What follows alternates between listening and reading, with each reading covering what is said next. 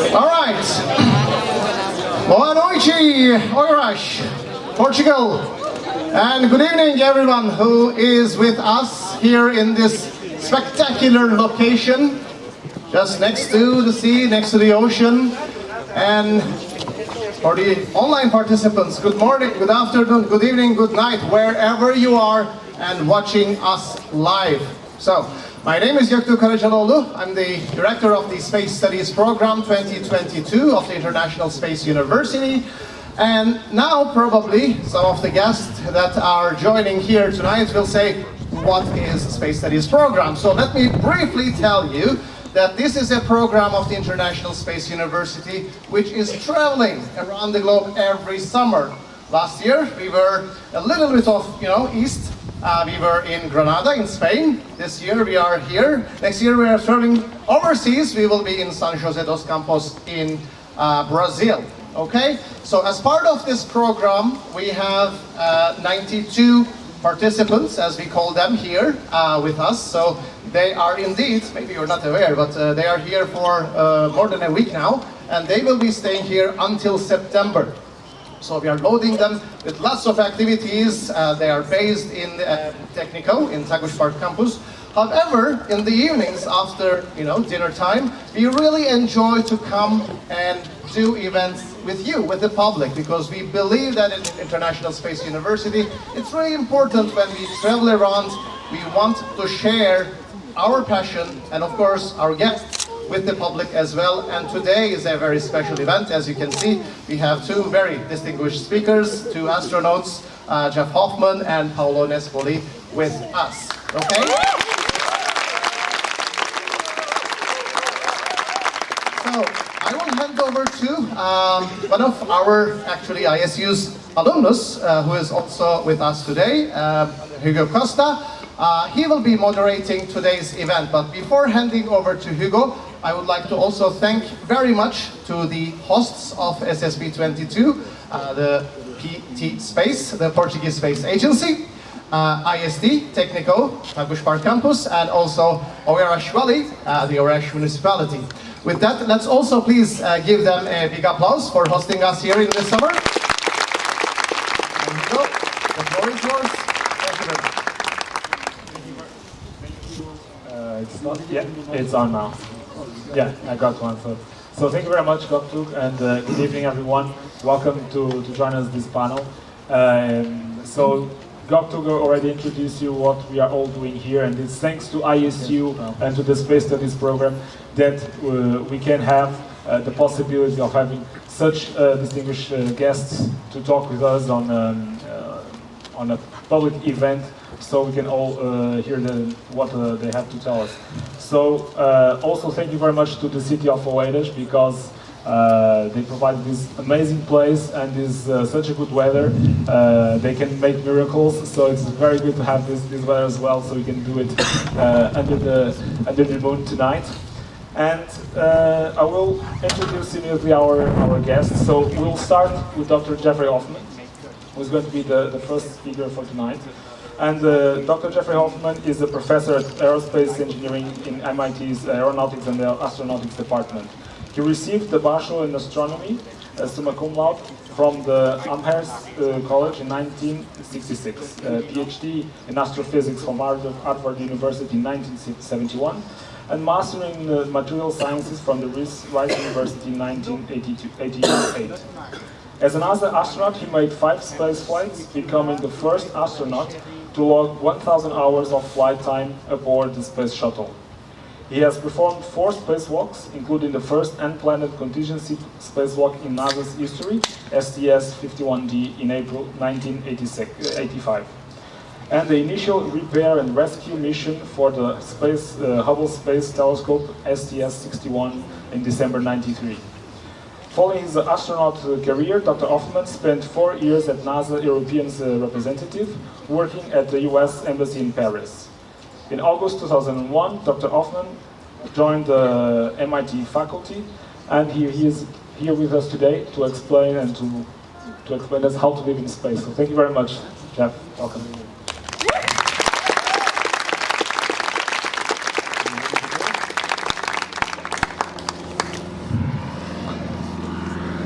Yeah, that's me, but we need our slides. So, oh, there we go. Okay, so we're talking here about living and working in space.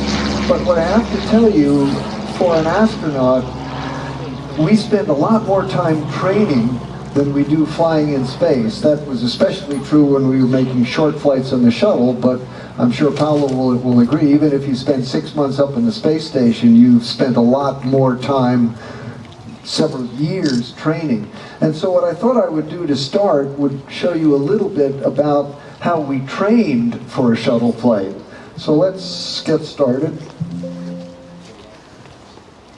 There we go. So here we are. This is where it all happens at the Kennedy Space Center. We had, at that point, 2 shuttles on the launch pad and a lovely rainbow coming down.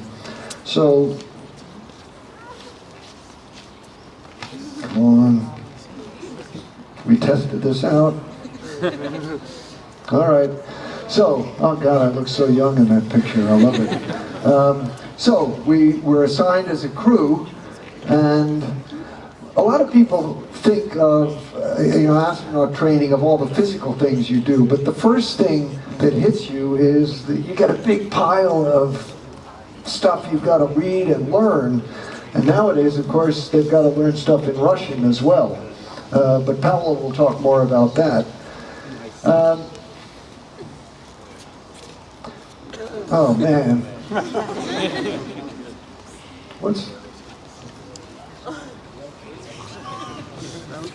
I don't know what's going on here.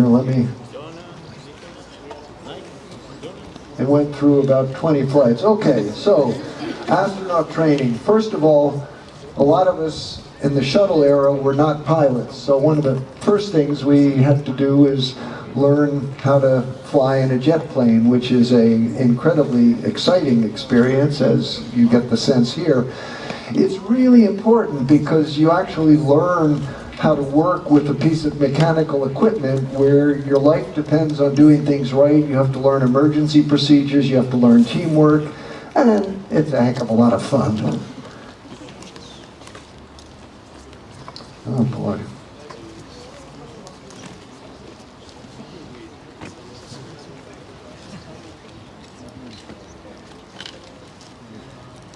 All right, our actual training, we spend a lot of time in simulators. Over on the left you see one of the shuttle simulators.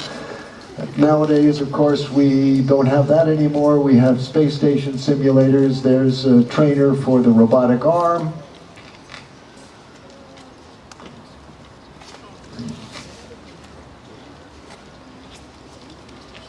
And we use it for practicing physical training, evacuation procedures. Virtual reality has become part of our regular training. And for the pilots, they actually had a motion-based simulator like a traditional link trainer where you can actually practice flying the shuttle and feeling a little bit of what the motion is like. As far as training for spacewalks, we spend most of the time underwater. We've spent about 400 hours underwater training for the Hubble Space Telescope, and that we do in the big water tanks that they have at the Johnson Space Center. And then, of course, we have training for zero gravity, the parabolic flights. Sometimes you just go up for training there. But we actually use it to test equipment, and also I had to go through an entire procedure of getting into my spacesuit and getting into the airlock, and you know, when you're doing it in space, it's a continuous process. It's maybe a 15-minute process to get into the airlock and get ready to go out. But on the parabolic flights, you have to do this in 20-second segments, so it can be quite interesting. And of course, for the space station nowadays, you spend a lot of time training with the Russians, because we launch on a Russian rocket. And again, you'll hear more about that from Pedro. Anyway, at the conclusion of most of our training, about a month before flight, we get in our T-38s, we fly down to Florida for a complete dress rehearsal of a launch, where we actually will, now at this point, of course, there's hundreds of people on the launch platform getting the shuttle ready to fly. But we actually will go up, we get in our launch and entry suits, we actually get strapped in and we do a countdown. It's good rehearsal for the launch team as well. We count down to 0, but we don't launch. Instead, we declare a launch abort and we practice emergency procedures. So, you know, let me go back, from the top of that launch tower, there's a series of wires that go all the way down to the ground, and they have little baskets. And so we get into the baskets, we cut the guillotine, and I hope this works. This is what it looks like as you're riding down. It's a pretty neat ride.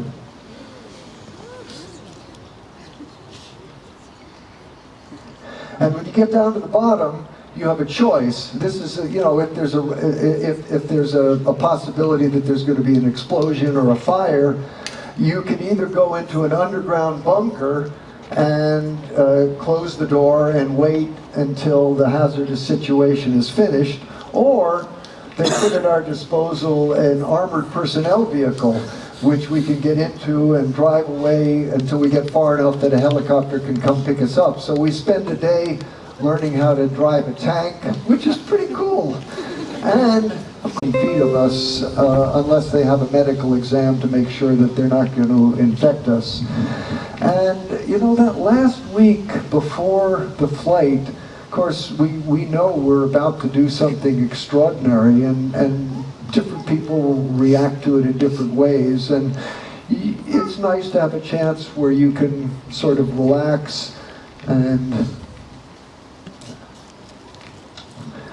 so they put at our disposal a beach house, and it's isolated from everybody else, and I have some of my fondest memories before the flight. You know, our families can come and visit us, but it's a nice place just to relax and psychologically prepare yourself for what you're about to do. And as I say, some really nice memories just of walking up and down, having a swim on the beach. And but you know, the launch is coming, and the next night, right the night before the launch, they roll back the launch protecting towers, and the shuttle is exposed. They light it up, and we all go and we stand at the base and we look up at this incredible machine which we're going to ride into space the next day.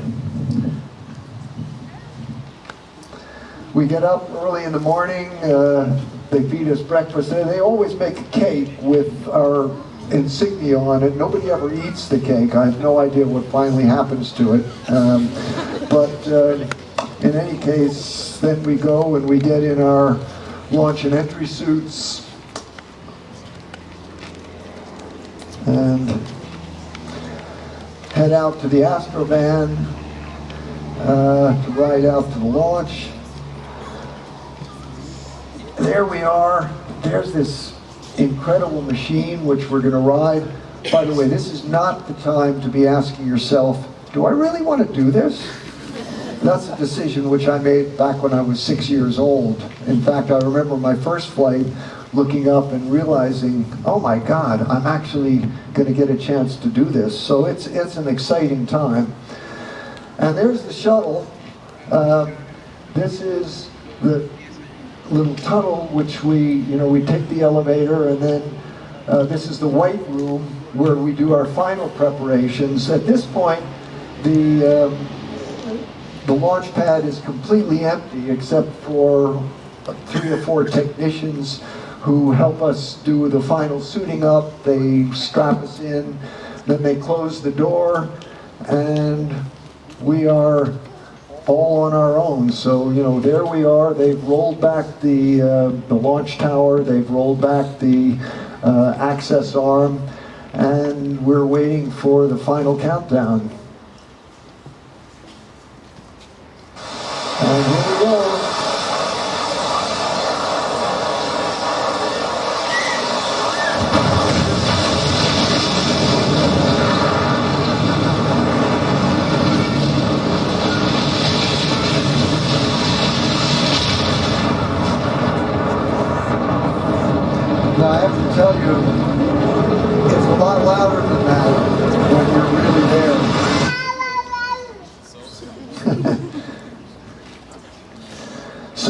Yeah, it's quite a ride. Those solid boosters have a tremendous amount of turbulence inside. Everything is shaking, and there's so much power underneath you. Basically, you're just holding on and hoping this whole thing holds together, and almost all the time it does. You can see why we call this riding the fire, and it's amazing. You look out the window, and in less than 2 minutes, this big blue sky has turned completely black, and you're actually up in space. Here we are going through the sound barrier. You can see the shock waves, and if you think there was a lot of vibration right at launch, the vibration gets even stronger when you go through Mach 1. My first flight, I was worried that the wings were going to fall off. It was just shaking around so much, but obviously they didn't, or I wouldn't be here talking to you. Whoops. So then, after 2 minutes, we dropped off those big solid boosters, and at this point, it's a pretty smooth ride for the next 6.5 minutes up to orbit. And then there's that magic moment where the engines stop, you're floating out of your seat. We blow the explosive bolts that holds the external tank, which had all of our fuel, and whoop. So that falls away. That was the only part of the shuttle system that burned up, and now you're in space. A couple of things which are really unique from this perspective. First of all, I hope you all recognize this is the Straits of Gibraltar, the Mediterranean, southern Spain, and Portugal sort of over there. And look at how thin the Earth's atmosphere is. You know, you go out on a beautiful day and you look up at the big blue sky, and it looks like it goes on forever. But it's really just this very tiny, thin shell that is all that's protecting us here on the surface of the Earth from the very hostile environment of space. I love the mountains. I've done a lot of mountain climbing, so I always enjoyed flying over the Himalayas, Mount Everest down there. You're going around the world every 90 minutes. That's about 24,000 kilometers an hour, roughly. People ask, does it feel like you're moving fast? Well, the problem is, there's no vibration, there's no wind noise, there's no trees or billboards going by you like when you're driving in a car. But when you fly over San Francisco Bay, and then 10 minutes later, you fly over Boston and Cape Cod, and 10 minutes after that, you're flying over Ireland and the UK, you know you're going fast. And it's an intellectual thing, but there is no real feeling of speed up there until you really look out the window and think about the Earth going by. In space, there's no up or down. All of your gravity sensor mechanisms basically don't work anymore. And so whether I'm like this or like this, with my eyes closed, I have no idea. There's a lot of psychological and physical adjustment. Many people actually get this mess, the lack of gravity messing up with your vestibular system causes in many people a space sickness, which is a little bit like air or seasickness. It never lasts more usually than 2 or 3 days. I fortunately didn't suffer from that, but there's a lot of other things that happen to the human body. For instance, here one of my crewmates is measuring my height. I'm 188 centimeters, 6'2" here. Up in space, I'm 193 centimeters. I grow 5 centimeters because gravity is no longer compressing my body, and the fluid from my legs is moving up and filling up my spinal column. And so a lot of people have, first of all, you have more fluid in your head, so people get headaches. Your back is being stretched, so a lot of people have backaches. And quite a lot of aspirin and Motrin gets swallowed the first couple of days of space flight. But like many things, the human body is very adaptable, and after a couple of days, almost everybody is just enjoying the feeling of floating and being in zero gravity. A lot of people ask about food in space. This was the traditional idea of what astronauts used to eat back in the Mercury and Gemini days, but things have really gotten a lot better. You know, some unique things. Of course, this was the shuttle food system where our utensils were magnetized so that they wouldn't go floating away. Food has gotten a lot better with international flights. You know, we've had some really nice Japanese, French food. No sushi, by the way. That would be a little bit difficult up in the shuttle when we don't have a refrigerator. We don't take bread up there. One of the real problems of eating in space, you don't want anything with crumbs. Here on Earth, crumbs fall on the floor and you can clean them up with a vacuum cleaner. Up in space, crumbs just float around and you can actually breathe them in and it could be nasty. So, oh, and by the way, Marcia was having a bad hair day this day, and every day is a bad hair day in space, but women love to have, with long hair, they love to have these pictures taken, but actually in normal daily activities you have to keep your hair under control or else it can be kind of a health hazard.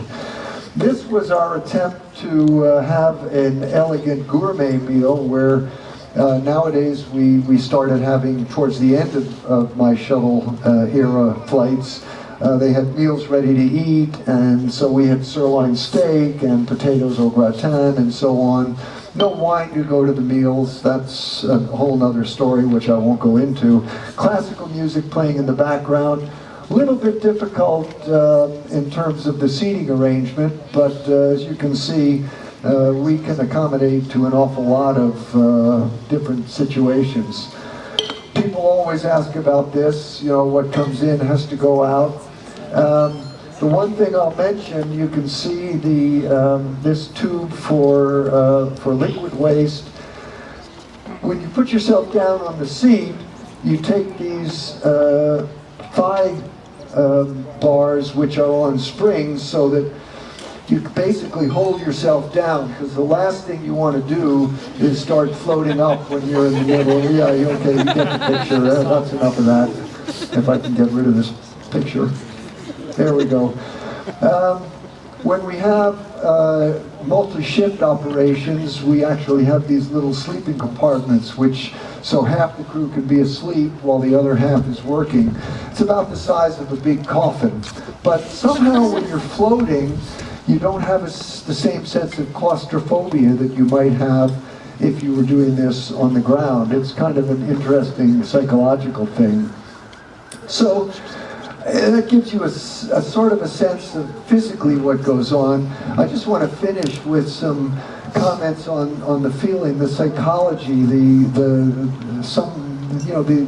personal feelings you get of, you know, looking at these beautiful sunrises and sunsets, which we see 16 times every day. And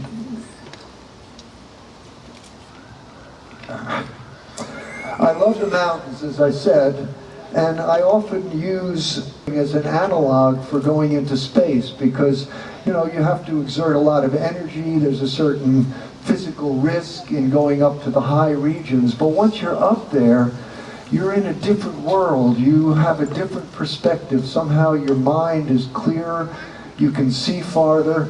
The world, the other world that you've lived in is far below you.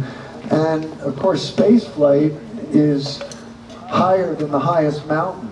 And so these feelings are magnified. I want you to look carefully at this picture because it really illustrates the total difference in perspective that you get when you're up in space. And I want you to look at the sun, because you have never seen the sun like this. And I don't mean those rays that are coming out. That's an artifact of the camera.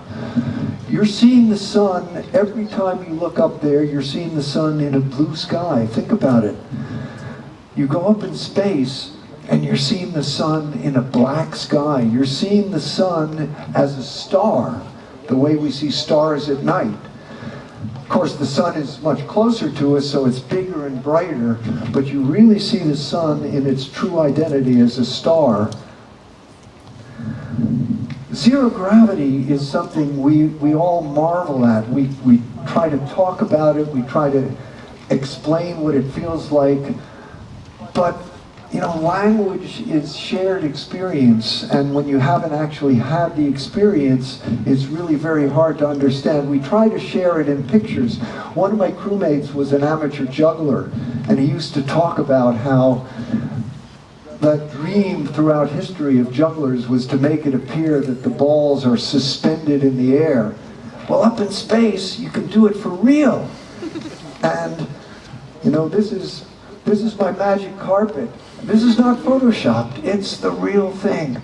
You can do things that you've never dreamed of, and it's something I think we never get tired of, and anyone who comes back from space will look back in these precious moments of the freedom of just floating. And of course this is, for me, one of the most memorable moments with the Hubble Space Telescope, but being suspended up there on the end of the robotic arm and floating free. These are moments which we take with us for our entire life, and which I'll never forget. Of course, at some point, all flights come to an end. You have to come home. It's kind of a sad moment, because you fire your engines, slow down a little bit, gravity then pulls you down into the atmosphere, and you become a meteorite riding this fireball down from the heavens. And as you come down, you gradually feel gravity coming back. You know, all the time you're out up in space, your arms are floating in front of you. You're sitting in the seat coming back, and one of the strangest things was I realized my hands were in my lap. They weren't floating up here anymore, and gradually it gets heavier and heavier. I reach to get my camera, which normally you just touch it with your finger and it floats up, and all of a sudden, oh man, that's really heavy. It's kind of a sad feeling. I mean, yeah, it's nice. I'm looking forward to coming home and being with my family and getting some real food to eat, but still, this is a picture taken from the space station of the shuttle re-entry, which is pretty neat. And of course, you're in the middle of a fireball, which is an incredible view outside, particularly when you look back at the wake of the shuttle. You see that this is, you know, like a motorboat leaving a wake in the water. This is a wake of 1,000-degree plasma, which is following us down from space. And then, before you know it, this is the way they're landing nowadays. But I have to say, you know, you hit the ground hard, who knows where you're going to come down.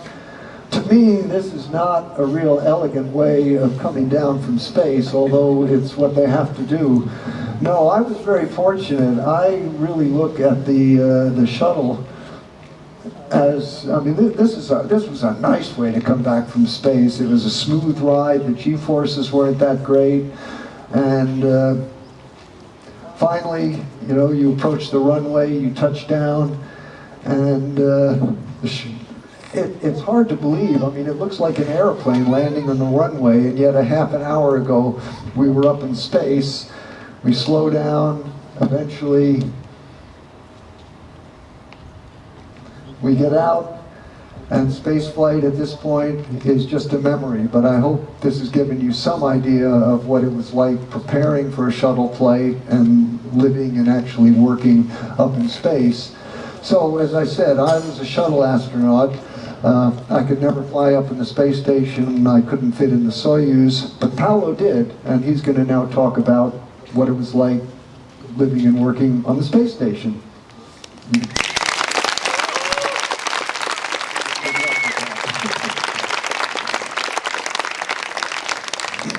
Thank you very much, Jeff. What a journey to you from space. So, just before, I'd just like to remind you that we are collecting questions in the end. So you have these QR codes where you can post your questions, and then if you can post it in Portuguese, and then I can translate it later on.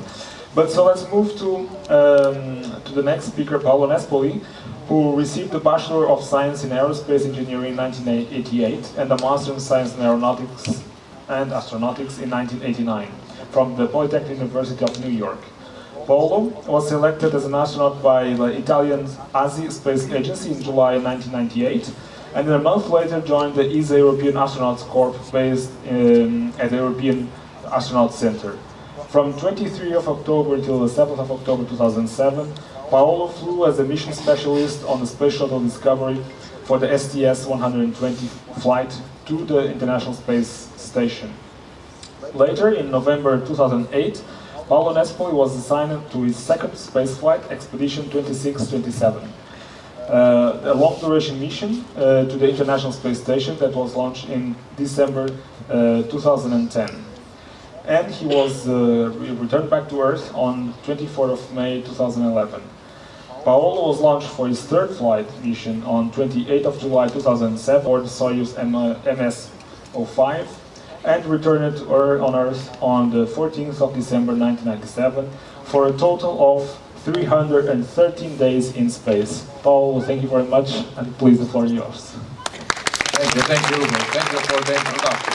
I was kind of waiting for whoever was going to come and talk, but here I am. So, let's switch to the presentation. That's still Jeff. Hello, Jeff. How's it going there? Everything under control, right? Sure. Let's see if we get this We had that one extra picture at the end. Okay, this is mine now. If I manage to get it going.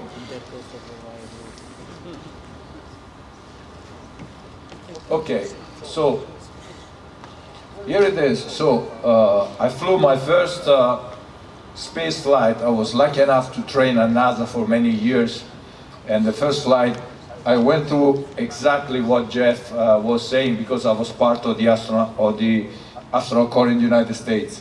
But the idea at that time was that we would build little by little the International Space Station. This is an interesting pictures because it shows the space station after it was complete, and there are a lot of visiting vehicles there, including the shuttle, which was an interesting point. So if I'm sorry, I did not realize this was in Italian, but anyhow, this is, so people asking me, why do we have a space station? Well, and my answer is that because it's a laboratory in micro-G. That sounds like, okay, it's a laboratory in micro-G, but it's not so simple to have a laboratory in micro-G. We can only say that you cannot have a laboratory in micro-G and have some micro-G longer than few seconds at a time. If you want to experiment, there are 1 minute long, or 10 minutes, or 10 hours, or 10 days, or 100 days. You need to go to the space station. So it's a laboratory micro-G. Also, it's a place where you go and you stay there. So it's a house laboratory, I say, because during the day it's a laboratory, and evening it's a place where you live. So Jeff already mentioned something. Anyhow, the space station, people ask me all the time, so where is the space station? Or when I finish the presentation, I've been talking for an hour, and they ask me, so Paolo, how was it on the moon? And I'm like, we were not on the moon, we were on the space station. The space station is in low Earth orbit at 400 kilometers, more or less, and flies at about 28,000 kilometers per hour. As Jeff said, by the way, 28,000 kilometers per hour, if you make a little calculation, it's about 7.7 kilometers per second. And I will ask the same question that Jeff said. Do you feel it that you're flying into something that is going at 7 kilometers per second? Yes, no, maybe? No? Why not? Why not? Well, because we don't have a velocity sensor in ourselves. If we would have a velocity sensor, we would be confused between the Earth spinning around the suns, the galaxy spinning in the universe. So it will be there will be a lot of confusion. So the nature decided it's good that we leave these people without knowing their velocity. We know the acceleration. So if somebody accelerates, if you're in a car and you go 100 kilometers per hour and nobody accelerates or brake, you don't know even that you're going. If you're in an aircraft and somebody will ask you, what is our speed now? You don't know, you have no idea. You're traveling maybe at 900 kilometers per hour there. So this is one interesting thing. And the reason why it goes at that velocity, by the way, is because the space station is actually falling towards Earth. So there is gravity pulling the space station, but at that velocity, it flies so fast that it goes down over the horizon. So it goes down, goes around the Earth and keeps falling continuously. That's why we call it free fall. We are in free fall. Everything is falling, but you actually don't touch anything. You keep falling forever. You're falling at about, you're traveling at about 28,000 kilometers per hour, which means that in an hour and a half you've gone around the Earth. You've done a complete orbit around the Earth, which means that it sounds so funny, but if you go to the windows and you look outside and just dimension, you see, if you would stay the whole day, you would see 16 sunrises, 16 sunsets. It's not a good time to decide if it's time to sleep or not sleep looking out of the window, because you will be sleeping and waking up, sleeping and waking up, sleeping and waking up. So you have to have a different way to check for time in space. Now the shuttle has its own way of dealing with this, but the space station, we have an artificial time. So we know everybody knows what is the time inside the space station. And it doesn't matter where you are over Earth and what is the time down there. You have your own time. And of course, the station is relatively big. It's as big as a football field. So this truss here in the middle where there is the solar rays is more than 100 meters long. And we live inside this central part.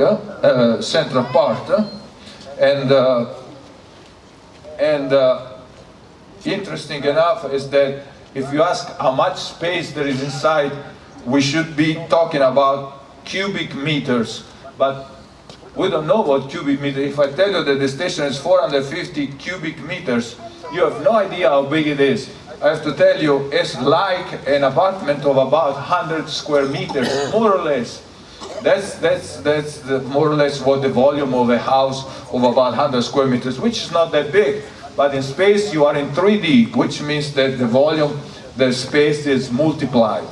And then another important, interesting thing is that it's an international cooperation. And strangely enough, you have United States, Russia, 11 nations from Europe, Japan, and Canada working together on this thing, which is kind of interesting because, you know, some of the nations, they are not exactly friendly on Earth. But it shows that if you have a common goal and you subscribe to it, you can actually do very interesting and complex things like the space station. There is no war in space. There might be political war on the ground, but in space we are all humans. So we used to go to the space station with the Space Shuttle. Unfortunately, in 2011, it retired. It doesn't want to retire, so here's the shuttle. There you go. It's now retired, and today we go with 2 other vehicles, maybe the Soyuz, Russian Soyuz, or the American Dragon SpaceX. Soyuz is extremely small, as Jeff said. I'm also 188, and actually today I have the record of being the tallest one that flew on the Soyuz, but secret that there is not much space in there. You're actually squeezed in there, which is kind of interesting. This is the Dragon, a modern vehicle, It's much more sophisticated, has a very interesting suit, a very interesting man-machine interface and things like that. So it's a modern aircraft or spacecraft. And so you take a ride on this thing, because it doesn't take long to get up to space. The first flight that I flew on the shuttle in on the Soyuz in 2010 and 11, it took us 48 hours to get from the moment we lifted off to when we docked to the station. Today, with GPS and other things, they can do it in 6 hours, which is very interesting. So this is the space station as it is today. So I want to talk about a couple of interesting things. So here we are inside the space station, which seems big. It's actually a squared, it's a round container with things around, so that the actual space in there is about 2 meters by 2 meters. This is what it is. And this is the node 2, where there are some places where the astronaut can consider their own place. This is the only place that is yours. Everything else is commonplace. So you have to be careful where you put stuff, where you do things, because if you touch anything outside, you need to know where you took it, you need to know where to put it back. And so the interesting thing is that it's a little bit of what Jeff said before, is that you have no more reference. And it's kind of interesting, on the first days, you actually have to make a transformation. You have to transform yourself from a human to an extraterrestrial person. So when people ask me, did you see any extraterrestrial? I'll say, yes, they were the other crew member with me in space. But did you see any other extraterrestrial? No, I didn't, I'm sorry. So here we go with the situation here, where you simply flip the picture, if I manage to. There it is. And it's kind of strange, if you look at the faces, the faces look different depending on where they are turned. It's the same picture, just twisted back and forth. And we as humans cannot read the expression, or don't read so well the expression, with people that are not aligned with our eyes. That's why we are all sitting here like this with the eyes. Yeah, I don't see anybody laying down like this. So it's kind of uncomfortable. But look at Scott Kelly there. That somehow changes his expression if we twist the picture, the same picture, in another position. So you need to go to space, and the first days something very interesting happened. Contrary to the shuttle, where they go up and they have every minute timeline for something to do. Here you're doing activities, and what you end up understanding pretty quick is that if you don't become an extraterrestrial person, you cannot do things efficiently. So you need to learn to move around. For example, this picture was taken by the American astronaut that was on board. She told me, Paolo, stop a second and I take a picture. I had something in my hand, I let it go, I attached myself to the handrail, and I started pulling myself with the feet down. And I realized later that, we put the feet down on the ground. In space, there is no floor. So why do you put your feet down? Why you are using your hand and exerting a lot of force for something that is not really necessary? So you have to learn to deal with all these things. You have to learn to move around using your hand and stand still with your feet, because the feet are not useful anymore to walk. But you use them for example, staying where you are. You put them under the handrail, like Scott, and so you have your hands free. See how comfortable he is. He has the hands free to work. I let this thing go, and that's a problem. When I let something go, I don't know where it goes. I can let something go here and it's somewhere around here. But if I do that in space, then you run around for 2 days looking for pieces all over the place. So the environment is totally hostile to life. And you realize most of the universe is completely hostile to life. And then to look down at our planet and you realize this little blue line of the atmosphere is the only thing that's protecting us from this hostile environment of the rest of the universe. And it's very thin, and I think that's one of the strongest impressions. It comes very early, and it's something, every time you look up out the window, that's reinforced, something I'll never forget.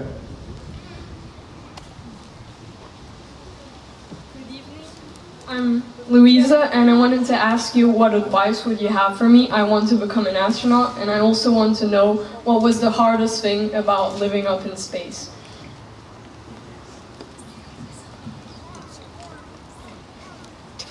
Well, that's a good question, and it's difficult to answer because being selected as an astronaut, my opinion is that you don't. It's not like, going to the kitchen and saying, I want to cook some rice. What do? I take, 5 liters of water, a little bit of salt, put in the rice, boil it for 70 minutes, and the rice cooks. And you have decent rice. It doesn't work like that. It's not possible today to define a path where you start here, you will do this, you will do this, you will do that, and you will be an astronaut. I still don't know, I keep saying, I still don't know why I was selected as an astronaut. I did try 3 times, maybe they were pity, the people were pity on me that, no, this guy is never going to give up, so we better take it. But I'm saying that, I don't know, I think today, and this is my opinion, maybe Jeff can say, astronaut is, I would say it's not a profession, it sounds strange, but if you saw the timeline before, you have seen that, it sounds you're doing some kind of strange things in space. In fact, you're doing strange things. But under the control of Houston, it's not that you wake up and you start doing something. They start doing what they tell you to do and you're trained for. And it's not that you say, well, today I'm going to do another experiment. I'm not going to do this one that ground wants me to do. It doesn't work like that. You are judged as being a good astronaut for as much as you end up doing the timeline. You might not be the brightest person or whatever, but if you follow the timeline and you don't screw it up, sorry, that's your best thing that you can do. And this, a lot of people can do this. In fact, I would even question if you really need a lot of the requirements that they are having now. But again, I've talked to a lot of people that are part of the selection committee for astronauts, and they are like, well, we make the call for applicants, we get 20,000 applicants, we chop them down to 2,000, then 1,000, then 500, then 100, and we still have 100 to select, and we need 3, at least in Europe. Maybe in the United States they need a little bit more. But it's very difficult to start going down, and you don't know what to use to select. Let me add a little bit, because you look at the background of astronauts nowadays, and it's not like you don't have to be a military test pilot. We still take pilots as some career that you want to follow, go ahead. But you have to remember that no matter how good you are at something, there's competition to be selected as an agency astronaut. I'm not talking about, it's very nice if you happen to be really rich, and then there's not, because you can buy yourself a space flight. So if any of you really want to be an astronaut, go into business and make a lot of money, and maybe that's an easier way to do it than get selected. But as far as astronaut selections by an agency, the best advice is, and I always tell people, I may have already told some of you this during the week, the competition is so intense, and I've been on astronaut selection panels. It's very frustrating because there's so many qualified people and we can't select them all. So get it into your mind, being an astronaut is your plan B. It's something that, it's a great dream, keep applying, try to do, but what you really need is a good plan A, because the most important thing in astronaut selection is this a person who has been excellent in everything they've done, and that's what they're going to look at. And so you better be doing something that you really enjoy and that you can really do a good job in, whether it's, you know, being a scientist or an engineer or whatever. And that's really your best chance when it comes time to apply to be an astronaut, because that's what they're going to look at.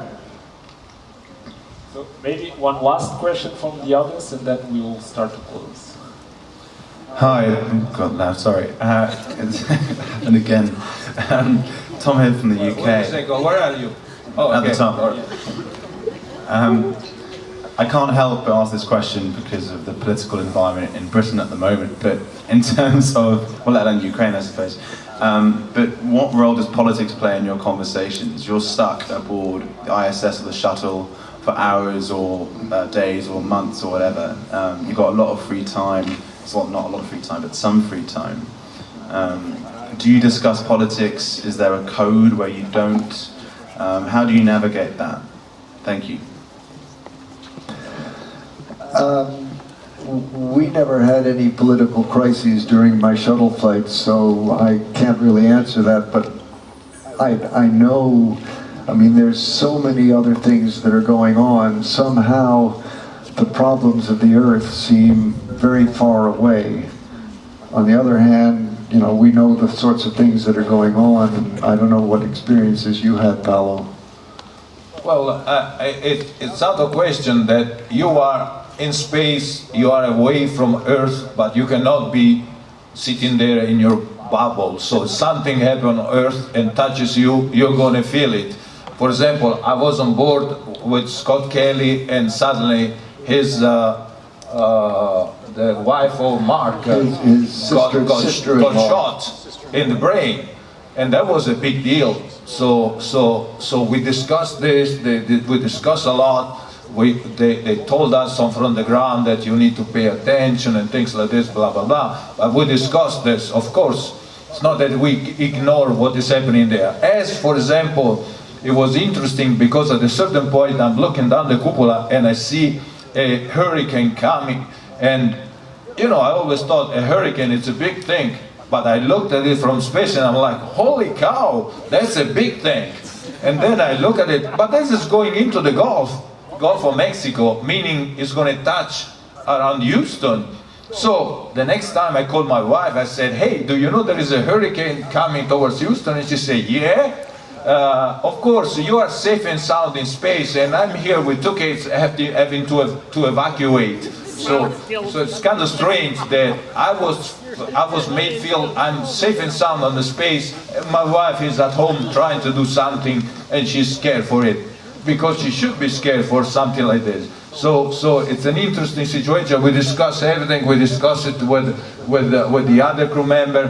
There was a case of a hurricane that came, and one of the crew members lost contact with his family for 6 hours. That was not a good time in space, and everybody was trying to be with him and tell him, hey, you know, the hurricane threw down some kind of telephone tower, so there is no signal, but don't worry, it will take us. But you know, it's a kind of a interesting situation. And the Russians or the other crew members that are not American or not part of it, they are pitching in, they are helping, they are we feel like a unique crew, everybody taking care of everybody else, and this is very important in space. So all these political things that happen on the ground, yes, we might discuss it here and there, but in space there is no problem. The Russians, the Americans, we are the same. You have a different flag, and that's it.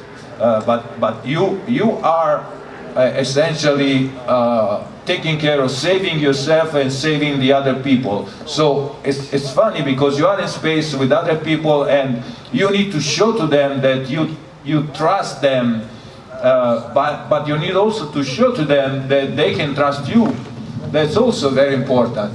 So you need to have this going, and the fact that you're Russian, no Russian, European or Canadian or Japanese, it doesn't really matter.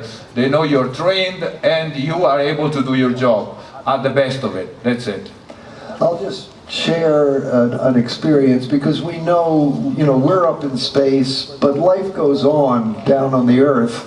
And I'll just share the experience when I came back after having fixed the Hubble Space Telescope, and I finally got home, and my wife greeted me and said, "Well, Mr. world-famous Hubble repairman, while you were up in space, guess what? The washing machine broke, so get out the toolkit. And oh, and by the way, the grass out in back, the grass didn't know you were in space. It kept growing, and so there's the lawnmower." And some things that it sort of gets you back to real life in a hurry, and that's kind of a nice thing, because ultimately we do live on the Earth, and this is where our lives are.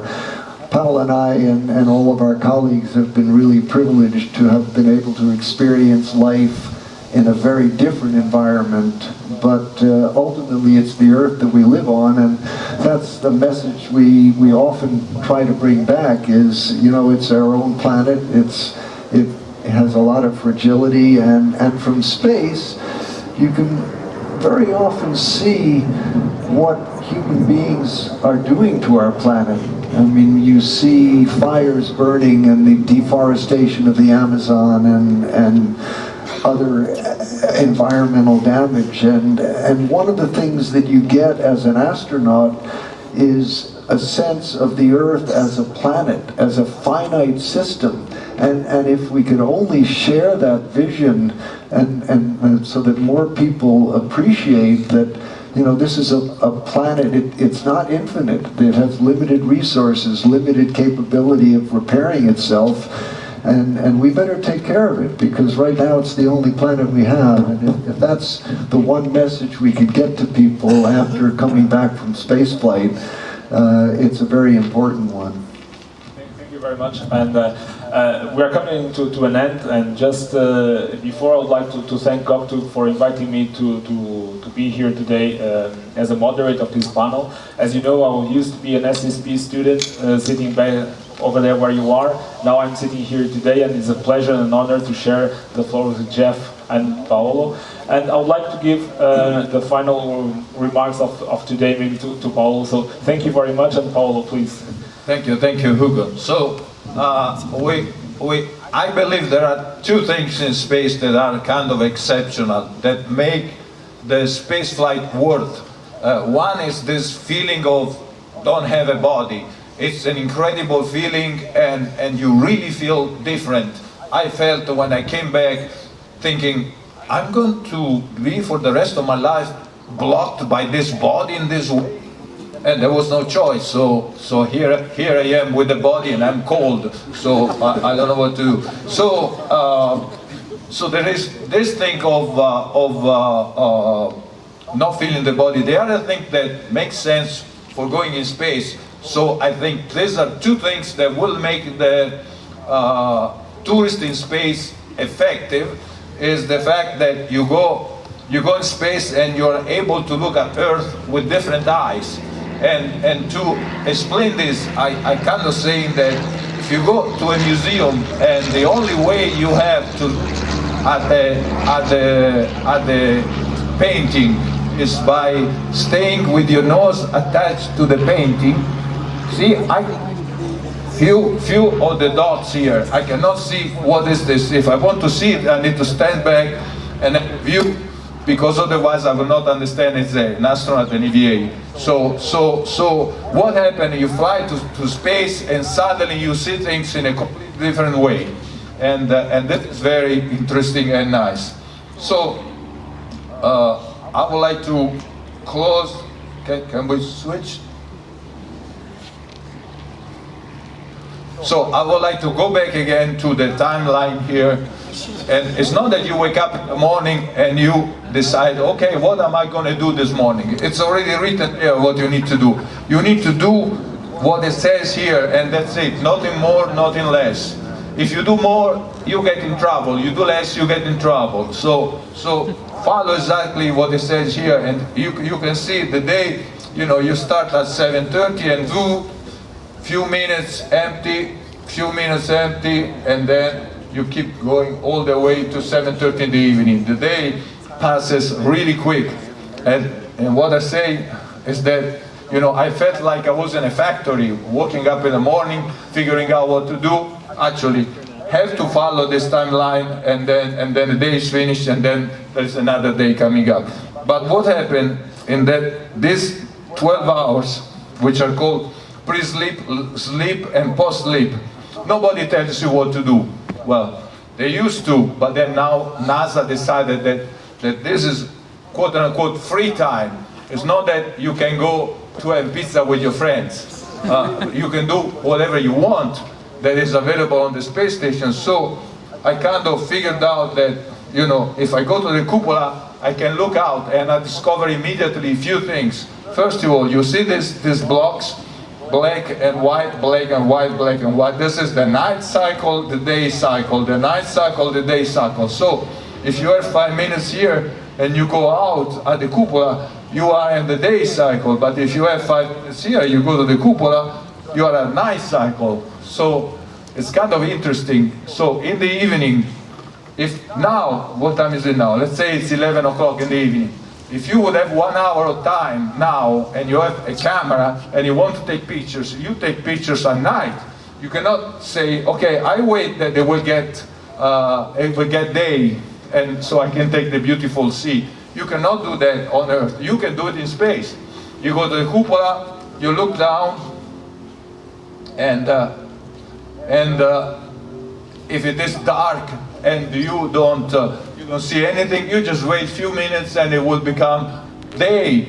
And then you maybe look down and you see all white because it's winter.